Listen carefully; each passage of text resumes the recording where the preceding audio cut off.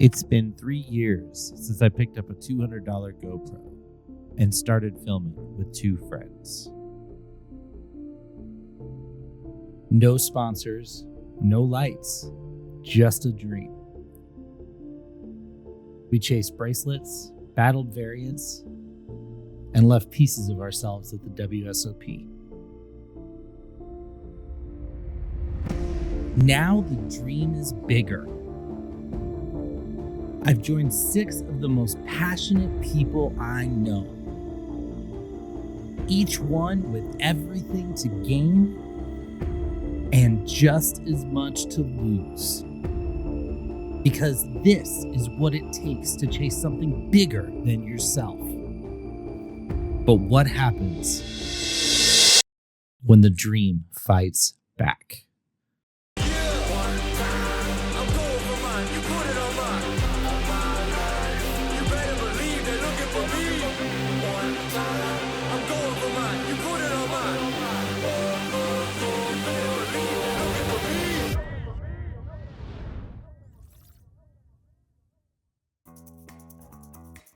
Las Vegas, bright lights, big dreams, and the home of the 2025 World Series of Poker.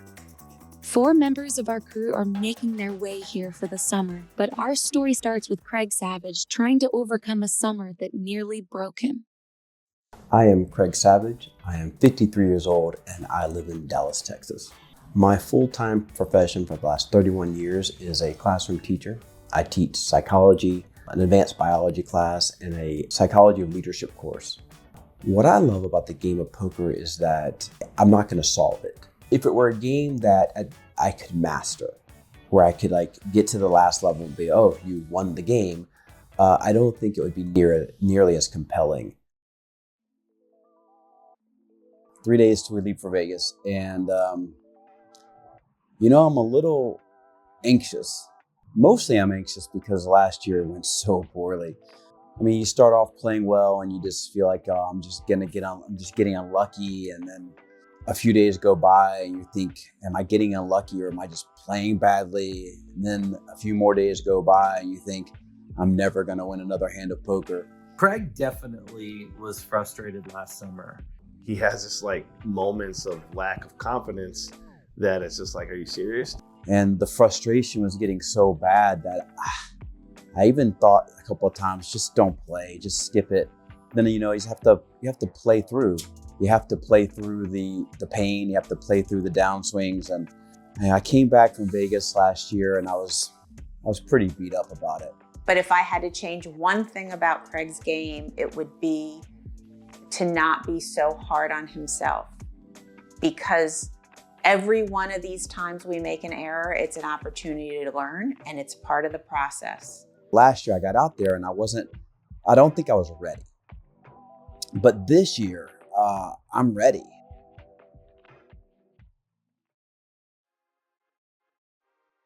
Day 1 in Vegas, and we are downtown on Fremont Street, downtown Las Vegas.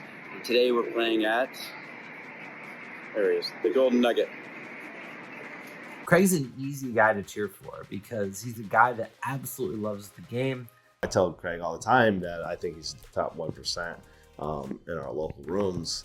So going into this year, I really wanted to see him find some success. All right, day 1's in the books. We got on the board. We cashed our first tournament. Great start to the summer. Didn't win it. We'd have liked to have won it, but better than a stick in the eye, like my dad used to say. Took a big spot going down the stretch. Didn't go our way. We had the best hand, but we're on the board, which is an awesome start to the summer. Tomorrow we're going to move into the Airbnb. We're going to do some grocery shopping. We're going to grade some papers. We're going to go over to the WSOP and get verified so we can play there. That's where we'll be playing on Monday. And anyway, great start to the summer. You could just see in his updates that the excitement was growing, the confidence was growing. Get a good score on the board on day 1, kind of feeling good. And then, see what the rest of the summer holds. To hit the ground and within 12 hours have your first cash, felt great. It's like the tone was set, and we were off to the races. Okay, we're at the second break of the day, and it seems like we do one good level and then one bad level. Level 3 was good, level 4 not so good. We have 43,000, which is just over a double stack, which is good, but we were up to 47 at one point, so it feels like not so great. But anyway, hopefully next level will go well, and we'll keep building stacks. He loves to compete, and he doesn't stay down for long. Even when things don't go his way, that competitive spirit inside of him builds up, and he just wants to go fire again. All right, we made dinner break, but we do not have a lot of chips left. We got into a really, really big spot. Ace queen suited of hearts against 2 black 5s, flop king jack 9, 2 hearts. So we had like half the deck. Too many outs, couldn't get there. But we'll come back to about 25 big blinds and hopefully spit it up after the dinner break. Even when Craig lost chips, he seemed to have a different mindset this year, where he was just focused on the positive aspect of it and building it back up, and not overwhelmed and upset about the chips that he lost. All right, we did it. We put chips in the bag somehow. That last level was a little crazy. We finally caught a little heat, and then we gave a lot of the chips back, and then like one of the last hands of the night, we didn't fall through on a bluff that we should have. And anyway, but we put chips in the bag, so we're on to day 2. That's a big accomplishment to make the day 2. We're not in the money yet. We'll have to run it up on the second day. So we have, that's on Wednesday. Today's Monday. So we'll have to figure out what we're gonna do tomorrow, but chips in the bag. And sure enough, he just started lining up the deep runs. Well, we're not gonna win $600,000. Not in this tournament, at least. We just busted the seniors. 7,575 people started the tournament, and I busted in 723rd or something like that. But I feel pretty good about it. Could have easily not have cash. So even made one little pay jump, so that's good. But we'll go probably play some cash later today and then figure out tomorrow's plan, but probably the Nugget main event. While Craig gets out to a hot start, our second crew member, Dayanna, makes her way to Las Vegas. Name is Dayanna Ciabaton, age 53. I am from Naples, Florida. I am happily unemployed right now. My husband and I owned a printing business for the last 11 years, and we sold it last year. Back during the Moneymaker era, all the late night shows were on. Poker After Dark and all the shows.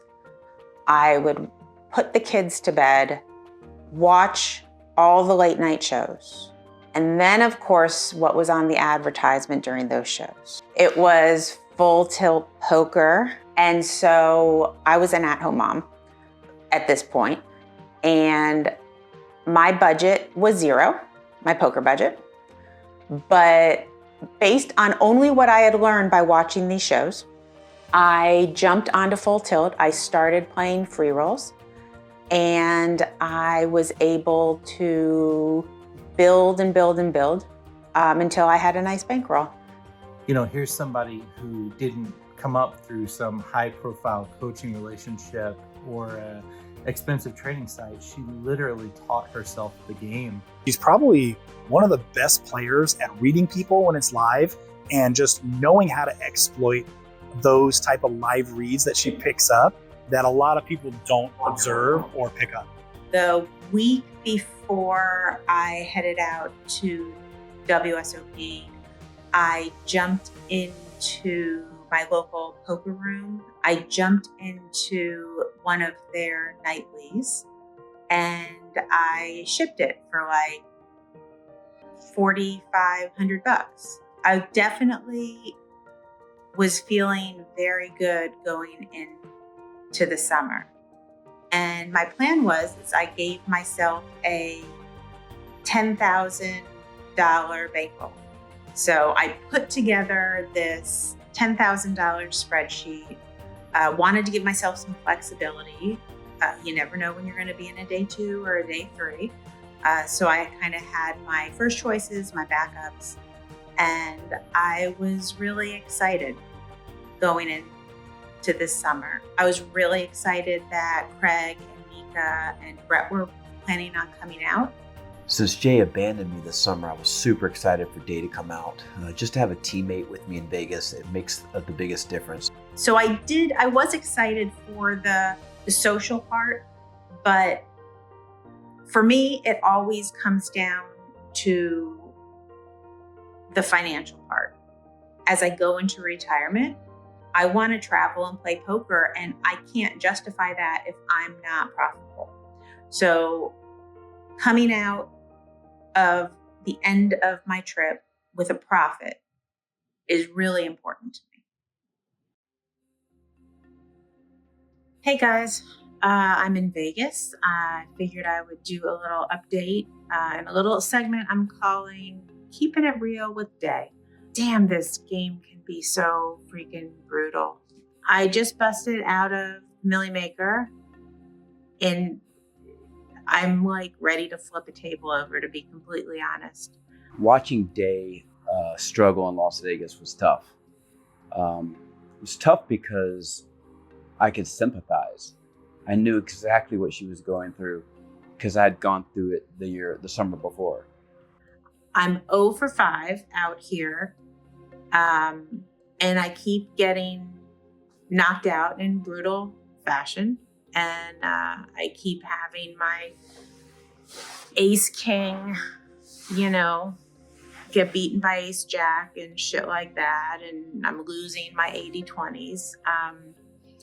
And yeah, I kept a good attitude for the first 4 tournaments, busting. No issue. She came out there so excited, so ready to play, and then just, tournament after tournament, bust out after bust out. Getting cooler, getting outdrawn. First thing that happened, I ordered coffee, and I was drinking the coffee with, the little cups with the plastic tops. And the guy next to me goes, "Hey, just to let you know, the coffee's kind of dripping out the lid onto your shirt." And I looked down, and yeah, this is now my shirt. Okay. I put on a sweatshirt. I kind of take the lid off. I put it back on. I try drinking it again, and then it's dripping again. So I'm just going to take the lid off, and I just have the coffee there. I defend my big blind, and I go to throw the guy my chips because I lost that pot, of course. And I knock the coffee all over the table, like an entire full coffee, just all over the table. So we have to stop play. I've never done that before. Poker is hard enough when you're just focusing on your opponents and the cards and the hand you're playing in, let alone when things are going wrong off the felt or around the felt that are a huge distraction to you. But just keeping it real, like this is tough. It's really, really tough. I've heard horror stories about high-profile poker players going out and bricking an entire summer. And it's hard out there. You look forward all year to playing out there. And then, you only get a 20, 30, 40 tournament sample size. And if variance doesn't go your way, it can absolutely destroy you. I love the game. We have to embrace the process. That's what Jay always tells us, embrace the process. Craig's killing it right now. But the juxtaposition of, her struggling was hard because at the same time I was having so much success. So it was almost like I didn't want to talk about my success because I didn't want it to magnify how she might have been failing for not having the success. I'm 0 for 5. He's 4 for 5. You just start questioning. You start questioning, like, what am I doing wrong? What are other people doing right who are making these deep runs and I'm doing wrong? Or just like, what's going on with the universe that's kind of kicking me, I don't know. So I'm trying to work it out. I'm obviously not going to be playing the rest of today. I still have half of my buy-ins left, so I still have a bunch left to play. Hoping that I can make some really deep run. I can go back, watch this video and laugh about it and be like, haha, if you only knew what was coming. That's the hope. But man, I haven't had good WSOPs this will be like 3 years in a row now where I just get crushed.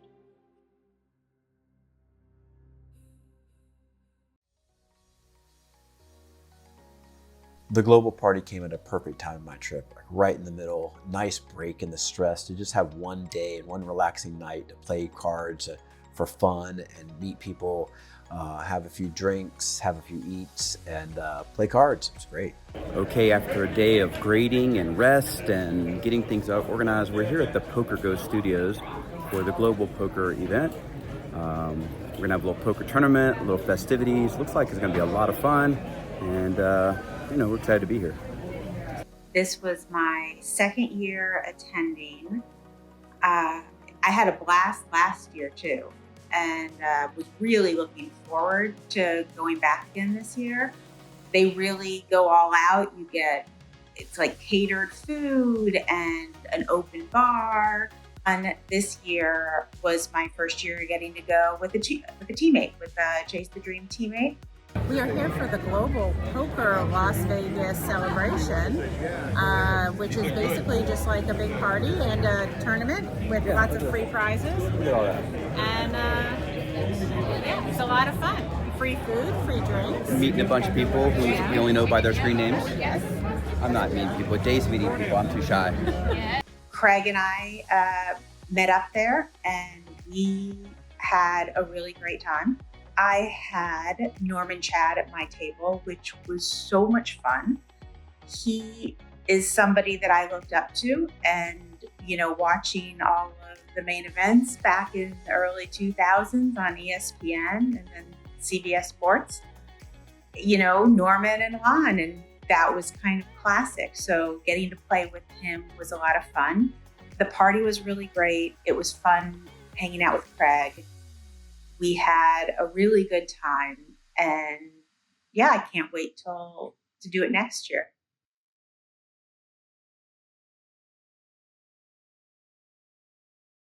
And then I went down and played the Golden Nugget main event.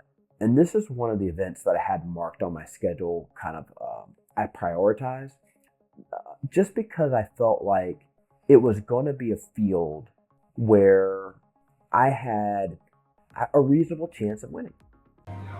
Okay, today we're downtown at where? We are at Golden Nugget. The Golden Nugget. Yes, I'm here with my teammate Day. Hey guys. And we're going to take on the Golden Nugget main event.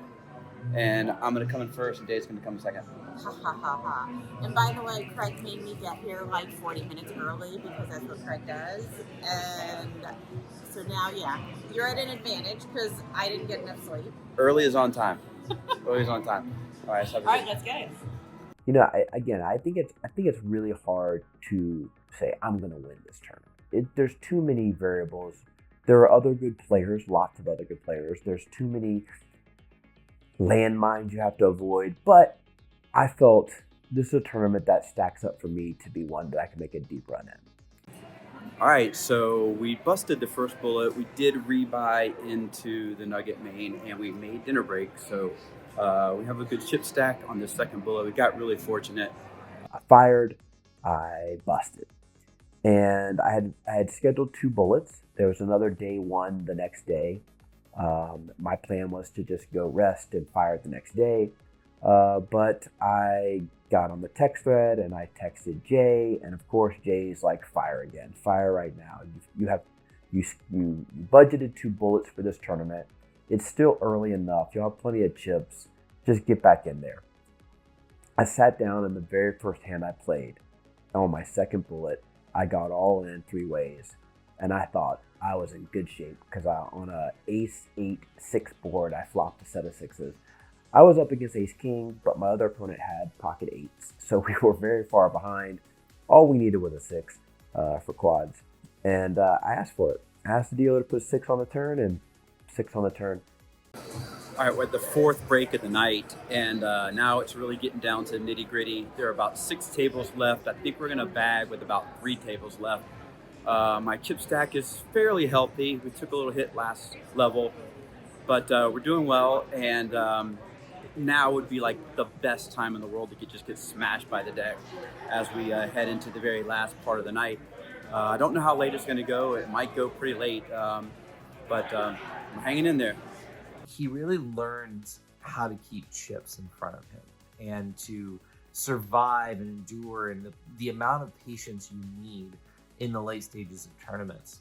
But as we got later into the night, closer to bagging, my table got tough, and I realized I was getting tired and I needed to kind of like maybe play a little bit more conservatively just to get chips in the bag. We can reassess on the next day when we're feeling fresh.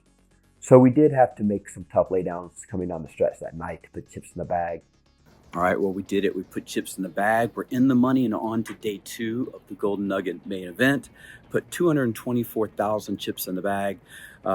Day 2 is not till Sunday. So tomorrow we're going to go to MGM and play a tournament, a one-day tournament. And then Sunday, back at the Nugget for day 2, and maybe we can win this thing. I think the difference this year than last year was last year he was like really mentally defeated, and he'd come back to the room, he'd say, man, I just can't get it going. The difference this year was he felt really confident. Everything was confident about him. All right, today's a big day. We're headed back down to the Nugget for the day 2, the final day of the Golden Nugget main event. There's 134 people left out of over 1,000. And we're probably right in the middle of the count as far as chip stacks go. Big prize up top, so a lot of opportunity for us. A little bit nervous, if we're being honest, waiting for the lift to get us a ride downtown, and then chips will be in play at noon. I remember saying to myself that morning, this is a tournament to win. That you need to really play your best poker, keep chips in front of you, navigate. I did a little coaching session with myself on the way downtown about how I was going to handle different situations. And then I sat down and played. Okay, we're on break. There are 15 people left. My stack is on life support. So we're either going to double soon or we're going to be out of this soon. But I don't know, we battled pretty hard. It feels kind of crappy to bust at this point, but we're going to have to get the chips in, and hopefully our hand will hold up, or we'll get lucky. We got pretty deep, got to the final 12, got our money in, good, and we busted. When Craig busted 12th, it hurt, but you could feel that he was right there, and you just knew like his summer was beginning. Well, we did our best, busted in 12th place. Really wanted to make that final table. Hell, really wanted to win. A win would have really changed things as far as bankroll goes. It's not bad. We had a nice score today. The cards just didn't cooperate at the end. I mean, there's nothing you can do when you get short stacked and keep getting dealt 5 deuce and that type of thing. So, but we battled hard. We probably laddered more than most people would in that situation. I don't know. Everything's going pretty well. I feel like the big one's coming, though. The big one's coming. We're just so close. It's hard though, because you put a lot into it. But anyway, on to the next one. The chase continues. But when I left that, you get that close to the one that you had marked as the one you want. There was a tinge of like, man, was that the missed opportunity? Did we really just miss that opportunity? Was that the one? You could just see in his updates that the excitement was growing, the confidence was growing. There was something different about him this summer, and it was starting to come out in some special ways. This summer is very different for Craig. He was just ready. He had the fire. He had some goals, and he stuck to those goals. And look where we are. But I said to myself, man, it just feels like something's happening. Next week on Chase the Dream, Mikha arrives and hits the ground running, while Dayanna tries to save her summer with a day 2 of her own. And I am aware, fully prepared, the devil he speaks, yeah. And this what he said, you gotta gotta get paid. Do what you gotta do, get to the bag. Stay at your 9 to 5, get on the avenue. You ain't cut out for them tags. Yeah, you are not good enough. You are the type of guy people that shouldn't love. Anyone knowing you knows that you phony. You never cut out for this. You should just give it up. Yeah, but that's how they want me to feel. I am the man of the skill, king of the hill, man of the year. Finally feel like I got it for real. Yeah, but all of them voices we got them. Lie to me, Hillary Rodham. I just came back from my kid in the bottom, and now I'm gonna bring it back all the way on them. Yeah. One time, I'm going for mine. You put it on